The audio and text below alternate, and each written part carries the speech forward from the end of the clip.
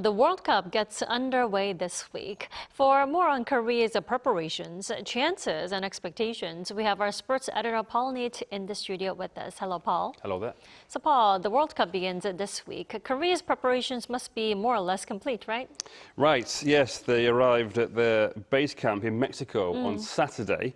They touched down in Guadalajara and at around 4 p.m. local time were greeted by fans and locals who'd gathered outside the hotel where the team is staying.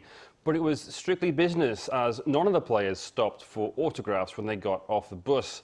The arrival there means that Korea will have 6 days at their base camp ahead of the first game.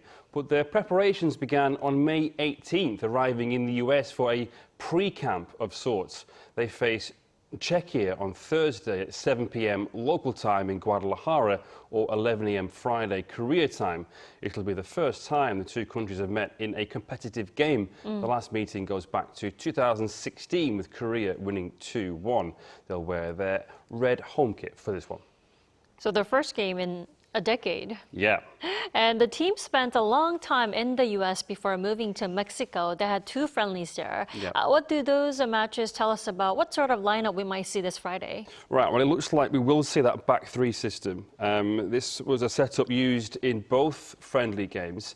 Head coach Hong Myung-bo used a 4-2-3-1 for much of the qualification phase, but sees an extra centre-back with wing-backs as the way to go for the World Cup finals against stronger opposition. Now, in terms of personnel, looking at who played in the 2 friendly matches, the surprise inclusion Lee Gi-hyuk looks to be set to start at left centre-back alongside Kim Min-jae and Lee Han-bom.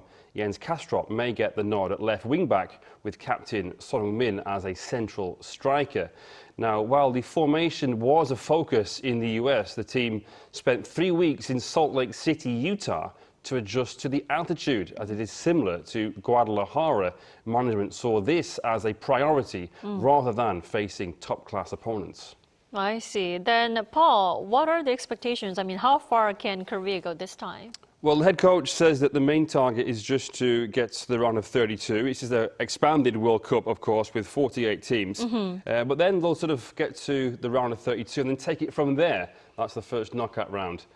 But the data company Opta has given Korea a 70% chance of reaching the round of 32 and 33% chance of reaching the round of 16, but just 12% of reaching the quarters. The top 2 go through in each group, and the best placed teams that finish third will also go through. Korea have only reached the first knockout stage 3 times and just twice on foreign soil. But fans seem optimistic, at least looking at the number of people who said they'll be tuning in. Right. A survey by the Korea Broadcast Advertising Corporation found that 68.6% said they would be watching the matches live, despite the game starting at 11 a.m. and 10 a.m. I'll be one of the 68.6% people, Paul. Me too. Now, I understand there are some rule changes this year. Tell us more. Yeah, quite a few, mainly aimed at speeding the game up. For instance, players will have just 5 seconds to take a throw-in or a goal kick and 10 seconds to get off the pitch when being subbed off.